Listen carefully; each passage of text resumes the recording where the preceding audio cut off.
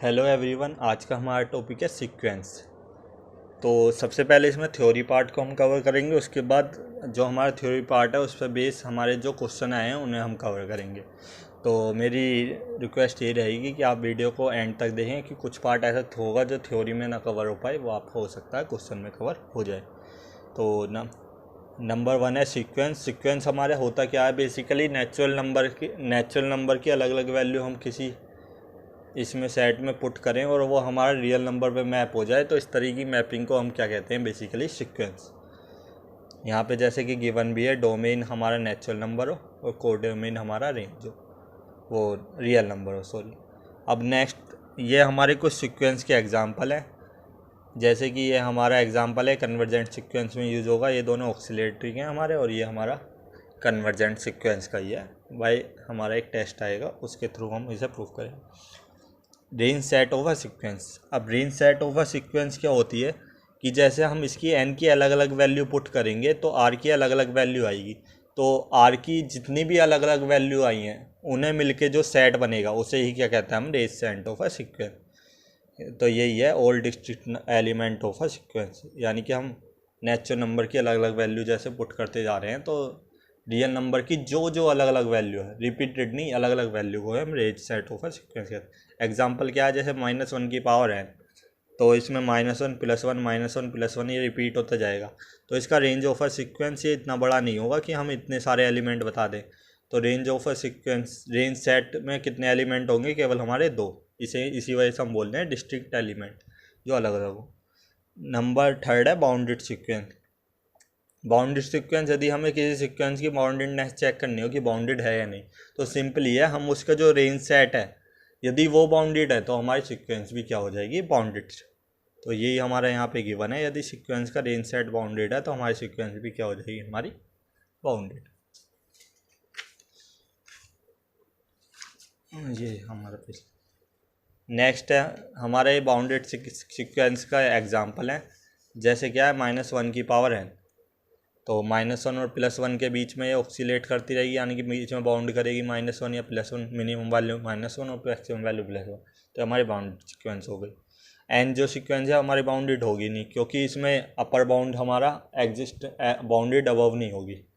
यानी कि bounded above का मतलब है कोई भी ऐसा बड़ा एलिमेंट हमें मिल नहीं पाएगा। क्यों नहीं मिल पाएगा, क्योंकि ये इन्फिनिटी तक पहुंच जाएगी। छोटा एलिमेंट तो हम बता देंगे इसमें कि 1 होगा, लेकिन बाउंडेड अबव नहीं होगी। ठीक। नेक्स्ट है हमारा मोनोटोनिक सीक्वेंस। अब मोनोटोनिक सीक्वेंस से मतलब क्या है, बेसिकली हमें चेक क्या करना होता है, यदि कोई भी हमें सीक्वेंस में कोई एक्स साइन एक्स कोई भी फंक्शन दे रखा है, यदि वो इंक्रीजिंग है या स्ट्रिक्टली इंक्रीजिंग है, डिक्रीजिंग या स्ट्रिक्टली डिक्रीजिंग है, मतलब ए एन की वैल्यू या तो ए एन +1 से छोटी हो तो ये हमारा क्या होगा, इंक्रीजिंग ही होगा, कि पहली वैल्यू दूसरे से छोटी हो। मान लो A1 हमारा छोटा है A2 से, ये छोटा या इक्वल, A2 हमारा छोटा या इक्वल है A3 से। तो इस तरीके की जो सीक्वेंस होती है मोनोटोनिक इंक्रीजिंग और स्ट्रिक्टली इंक्रीजिंग किसे कहते हैं, यदि हम यहाँ से इक्वल का साइन हटा दें।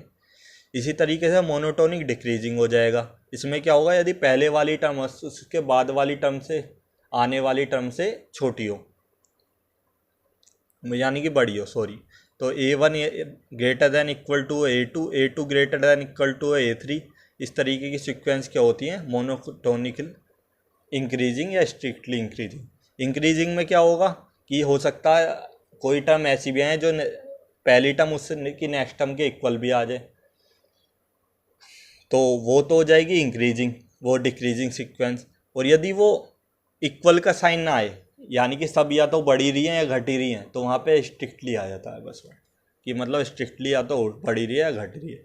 अब इसमें ऐसा नहीं है कि सभी सीक्वेंस होती हैं। जैसे हम साइन एक्स का ले सकते हैं कि साइन एक्स को यदि हम ग्राफ प्लॉट करें तो ये है हमारा ग्राफ, ठीक। अब इस ग्राफ में यदि हम किसी पर्टिकुलर इंटरवल को ले जाए 0 to π/2, तो ये हमारी स्ट्रिक्टली मोनोटोनिक इंक्रीजिंग सीक्वेंस है। और π/2 to π मोनोटोनिकली डिक्रीजिंग है। पर हम ऐसा करें कि पूरा 0 to π ले लें तो ये इंक्रीजिंग भी होगा और डिक्रीजिंग भी होगा। तो इस तरीके की सीक्वेंस ना हो, या तो मोनोटोनिक इंक्रीज कर रही हो या डिक्रीज, इस तरीके की सीक्वेंस को मोनोटोनिक सीक्वेंस कहते हैं। ऐसा ना हो कि एक टाइम पे डिक्रीज कर रही है और फिर कुछ टाइम बाद वो डिक्रीज करने लगे। ऐसा हो सकता है कि क्वेश्चन में हमारा इंटरवल को कम कर दिया जाए, उसमें मोनोटोनिक सीक्वेंस साइन एक्स बना सकता है पर एक पर्टिकुलर इंटरवल पर, ऐसा नहीं है हमेशा करेगा। अब जैसे e की पावर x है, हमारा स्ट्रिक्टली इंक्रीजिंग है, यह हमेशा बढ़ता ही रहेगा, ठीक। तो ऐसे सीक्वेंस मोनोटोनिक इंक्रीजिंग सीक्वेंस होती हैं, मोनोटोनिक सीक्वेंस होती हैं या तो जो बढ़ रही हों या घट रही हों, ठीक। अब नेक्स्ट है हमारा इसी पे बेस क्वेश्चन कि sine 1/n upon sine 1/n जो ये है साथ में, इसे हम यहाँ पे ले आएंगे और जैसे लिमिट हम यहाँ पर रखेंगे n टेंड टू इन्फिनिटी, हमारी limit n tend to infinity पे निकलेगी। तो n टेंड टू इन्फिनिटी जैसी हम यहाँ पे रखेंगे तो इसकी वैल्यू क्या आ जाएगी 1।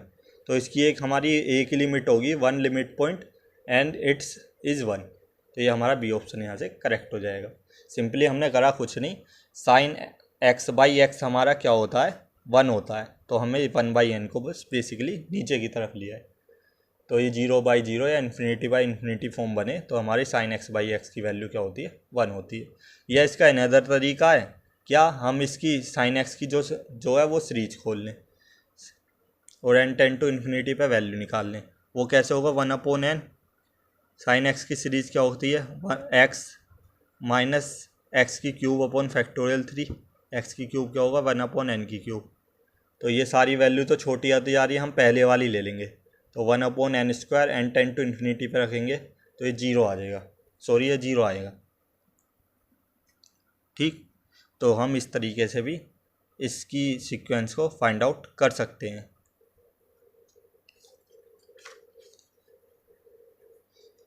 अब नेक्स्ट है एक नोट है हमारा सुप्रीमम और इन्फीमम। यदि किसी सीक्वेंस का निकालना हो तो हम उसके रेंज सेट की हेल्प से भी निकाल सकते हैं। जैसे supremum and infimum of a sequence is also supremum and infimum of a range set of a sequence. कि हमारा सुप्रीमम और इन्फीमम जो है सीक्वेंस का वही होगा जो हमारे रेंज सेट का सुप्रीमम और इन्फीमम है। तो बेसिक हमारा ये है कि हमें यदि कोई रेंज सेट हमें पता लग जाए तो हम उसी का सुप्रीमम और इन्फीमम निकाल के सीक्वेंस का फाइंड आउट कर सकते हैं। अब इसी पर बेस हमारा नेक्स्ट क्वेश्चन है जो CSIR नेट 2012 में आया है। Let for the sequence an equal to sine π/n the sequence is, तो सीक्वेंस नहीं, ये सुप्रीमम, इसका हमें सुप्रीमम बताना है। तो साइन की वैल्यू तो वैसे हम जानते हैं क्या होती है, मैक्सिमम 1 होती है। तो हम साइन की अलग अलग वैल्यू रखेंगे, जैसे a1 निकालेंगे तो आएगा साइन पाई, a2 निकालेंगे -1 साइन π/2, फिर साइन π/3। तो हम इस तरीके से देखें तो इसकी वैल्यू मैक्सिमम क्या होती है 1 ही, यानी कि साइन π/2 पर ही इसकी वैल्यू 1 होगी और ये इसे अटेंड करेगा। यहाँ पर अटेंड कर ही रहा है तो हमारा ये ऑप्शन हो जाएगा 1 एट इज अटेंड, ठीक। नेक्स्ट हमारा क्वेश्चन CSIR नेट 2014 में आया है। लेट एनी पॉलीनॉर्मल ऑफ डिग्री 5 की एक पॉलीनॉर्मल ले लें, कुछ भी लेना है, जैसे हम n की पावर 5 ले लिया, डिग्री 5 की लेनी है और उसकी लिमिट निकालें इस तरीके से। ये Pn क्या है पॉलीनॉर्मल, तो ये क्या आ जाएगा limit n tend to infinity. अब ये यदि हम इन्फिनिटी रख दें तो इन्फिनिटी फॉर्म बन जाएगी। तो हमारा एल हॉस्पिटल रूल अप्लाई कर लेंगे, तो एल हॉस्पिटल रूल से क्या आ जाएगा 5n की पावर 4 अपॉन 2 की पावर n log 2, ठीक। अगेन इन्फिनिटी फॉर्म बनेगी, तो इस तरीके से हम दोबारा लगा लेंगे 20n टू n की पावर क्यूब अपॉन 2n का होल स्क्वायर आ जाएगा, log 2 का स्क्वायर आ जाएगा, ठीक। इसी तरीके से हम जब तक बनाते रहेंगे जब तक कि हमारी इन्फिनिटी फॉर्म हट नहीं जाती। तो इस तरीके से जैसे ही हम खोलते रहेंगे तो एक मूवमेंट हमारा ऐसा आएगा जहाँ पर ये वाला तो हमारा नहीं हटेगा नीचे वाला, पर ये वाला हमारा 20 इंटू n की क्यूब नेक्स्ट टाइम करेंगे तो 60 इंटू n स्क्वायर हो जाएगा, इंटू n हो जाएगा। तो ऐसे ही हमारा ये एक पर्टिकुलर आएगा जब हम n टेंड टू, या हम कर ही लेते हैं 60 इंटू एन स्क्वायर अपॉन दोबारा कर लिया इसका, ये नीचे वाला हमने ऐसे ही छोड़ दिया, ये एन टेन टू इन्फिनिटी पे 0 ही बन जाएगा। ठीक, अब अगेन कर लेंगे 120 इंटू एन, अब 240 इंटू 240 पर एन हट गया यहाँ से। अब जैसे हम एन टेन टू इन्फिनिटी बने रखेंगे तो नीचे इन्फिनिटी बन जाएगा, 1 अपॉन इन्फिनिटी क्या हो जाएगा, ये हमारा 0 हो जाएगा। ठीक, तो इस तरीके से इसकी वैल्यू क्या आ जाएगी, 0। तो बेसिकली इसमें करना क्या है, हमें एल हॉस्पिटल रूल का फॉलो करते हुए मल्टीपल टाइम यूज़ करना होगा जब तक हम इन्फिनिटी बाई इन्फिनिटी फॉर्म हटा नहीं दें।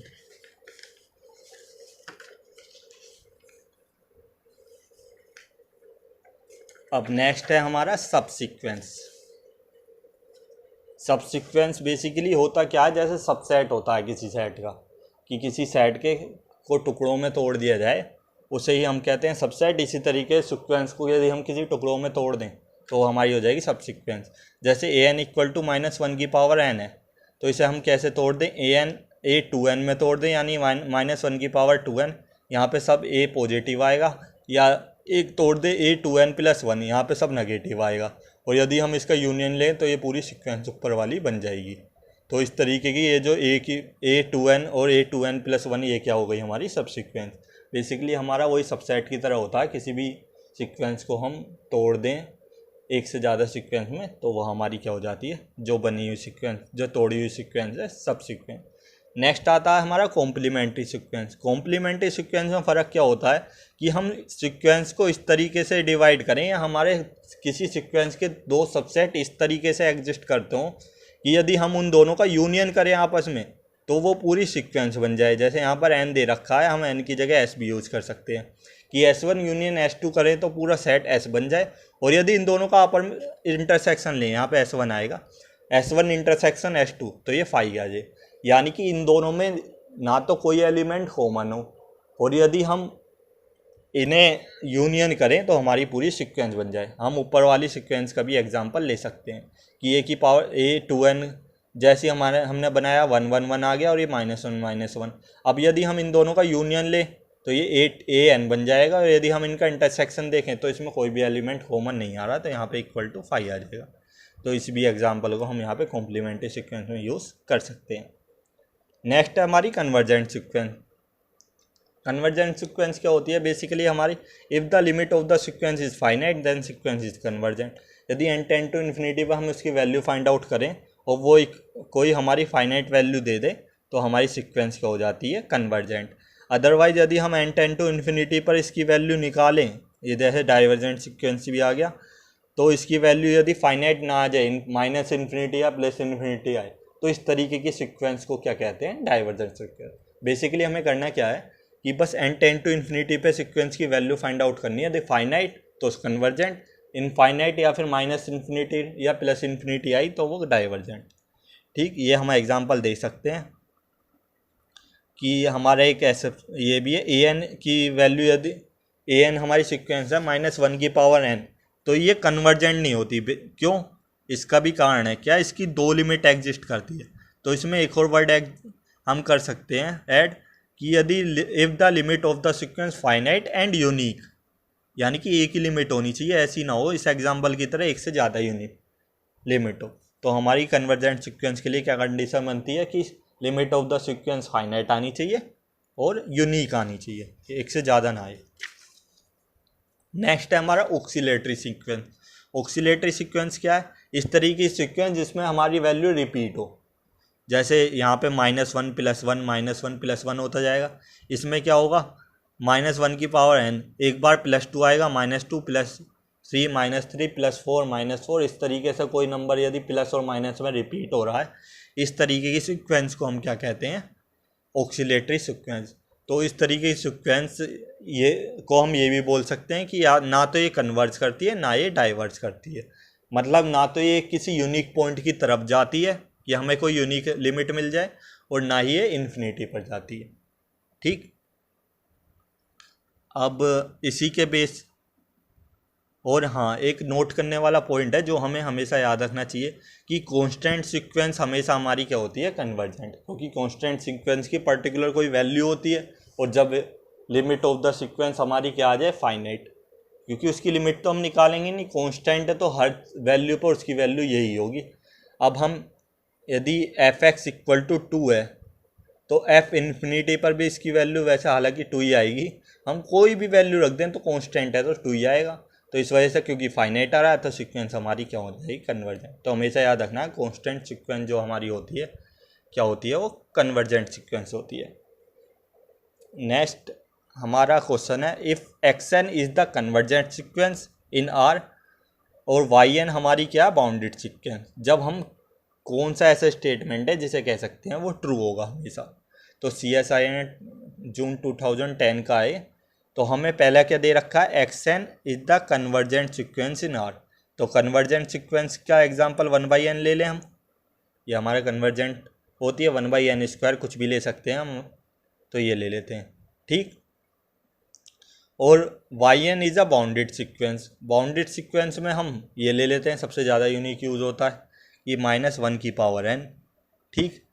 तो अब हमें क्या बताना है कि xn और प्लस yn यदि हम आपस में करें तो ये कन्वर्जेंट होगा, बाउंडेड होगा, no convergent sequence, no bounded sequence. तो हम बेसिकली हम करेंगे क्या, limit n tend to infinity पर इसकी वैल्यू फाइंड आउट करेंगे। तो ये तो 0 हो जाएगा, ये -1 और +1 ही के बीच में ही रिपीट करता रहेगा।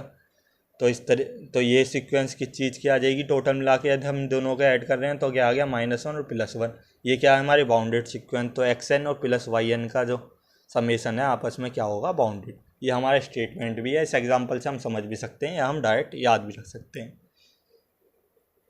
यहाँ तक कोई भी दिक्कत हो तो आप मुझे कमेंट बॉक्स में आगे के लिए भी डाल सकते हैं हालांकि। तो ये नेक्स्ट टॉपिक हमारा आता है लिमिट सुपीरियर। लिमिट सुपीरियर में बेसिकली हम करते क्या हैं, n की नेचुरल नंबर की अलग अलग वैल्यू होती है, तो हम a1 a2 a3 ऐसे अलग अलग वैल्यू रखते जाते हैं, ठीक। तो सबसे पहले हम उसमें b1 निकालते हैं। b1 किस तरीके से निकालते हैं, सुप्रीमम लेते हैं a1 a2 a3 का, यानी कि फर्स्ट टर्म से हम स्टार्ट करते हैं। इन सभी टर्म में जो भी वैल्यू सबसे बड़ी है उसे हम ले लेंगे। जैसे हमने 1/n ही एग्जाम्पल ले लिया, 1/n है हमारा, इसमें फर्स्ट टर्म क्या होगी 1, सेकेंड टर्म 1/2 1/3 ऐसी चलती रहेगी। तो इसमें सुप्रीमम क्या है हमारा 1, तो इसे हमने ले लिया। अब सेकंड स्टेप में क्या करेंगे हम, b2 में जो हमारी पहली टर्म है, पहली टर्म ही इसे हम डिलीट कर देंगे, ठीक, यानी कि इसे हम हटा देंगे। जैसे हमने पहली टर्म हटा दी तो हमारी a2 से स्टार्ट हुई है, अब इसमें सुप्रीमम लेंगे। बेसिकली हमें करना क्या है, 1/1 यदि b1 है तो उसमें सारी टर्म लेंगे, b2 में पहली टर्म हटा देंगे, b3 में सेकंड टर्म पहली और दूसरी टर्म दोनों हटा देंगे, b3 में पहली दूसरी, वो b4 में पहली दूसरी तीसरी तीनों हटा देंगे। और उन सब में जो जो बची वैल्यू है टर्म है उनमें सुप्रीमम चेक करेंगे। तो जैसे इसमें पहली टर्म हटा दी तो इसका सुप्रीमम 1/2 हुआ, b3 में दो टर्म शुरू की हटा दी तो इसका सुप्रीमम 1/3 हो गया। यहाँ से 1/3 से स्टार्ट होगा, 1/n तो हम जानते हैं जितनी आगे जाएगा उतना छोटा होता चला जाएगा, ठीक। अब bn यदि हम करेंगे तो n टेंड टू इन्फिनिटी पर इसकी वैल्यू क्या हो जाएगी हमारी 0। तो इस तरीके से हमें अब करना क्या होगा, ये जो सारे हमने सुप्रीमम लिए हैं अब हम इसे नहीं देखेंगे, इसे देखेंगे, इसे देखेंगे, इसे देखेंगे, इसे देखेंगे। तो इन सब सुप्रीमम का हमें क्या लेना होगा, इन्फीमम, वही हमारा क्या होगा, लिमिट सुपीरियर। अगेन मैं रिपीट कर रहा हूँ शुरू से स्टेप। सबसे पहले जो हमारी टर्म ऑफ द सीक्वेंस है उसमें b1 है तो उसमें सारी टर्म में से सुप्रीमम लेंगे, b2 है तो उसमें पहली टर्म डिलीट करके और सभी टर्म में से सुप्रीमम लेंगे, b3 है तो उसमें पहली दो टर्म डिलीट करके फिर उसमें सुप्रीमम लेंगे। इसी तरीके से आगे बढ़ाते जाएंगे। लास्ट में हम क्या करेंगे, ये जो हमारी जो हमने डिलीट करने के बाद सुप्रीमम निकाला है इसकी एक सीक्वेंस बनाएंगे, इसकी सीक्वेंस का हम इन्फीमम निकालेंगे। इन्फीमम यानी कि इस सभी सीक्वेंस की सबसे छोटी वैल्यू, जो वो सबसे छोटी वैल्यू होगी उसे ही हम क्या कहते हैं, limit superior. an is a limit superior denoted by this, कि limit n tend to infinity पर बार ऊपर की तरफ आ जाए क्योंकि सुपीरियर की बात कर रहे हैं। या हम कह सकते हैं limit n tend to infinity supremum of an। Sorry ये दिखा नहीं होगा, ये मिस हो गया, मैं आपको रिपीट कर देता हूँ। लिमिट सुपीरियर किस तरीके से डिनोट करते हैं, limit n tend to infinity पर बार an या limit n tend to infinity supremum of an, इस तरीके से यदि आया तो इस तरीके से डिनोट होके पूछ लिया जा सकता है। हमें करना क्या होगा, एक एक टर्म घटाते जाएंगे और सुप्रीमम निकालते जाएंगे, फिर जो वैल्यू आएगी उसका हम एक और सीक्वेंस बना के इन्फीमम निकाल देंगे। अब हम लिमिट इन्फीरियर की बात करेंगे। लिमिट इन्फीरियर में क्या होगा, यहाँ पर हम जो टर्म डिलीट करते जाएंगे उन सब का इन्फीमम निकालेंगे बची हुई टर्म का, और जो लास्ट में हमारी जो सीक्वेंस इधर वाली आएगी उसका हम क्या लेंगे, सुप्रीमम। इसके जस्ट अपोजिट होगा। एक सेकेंड,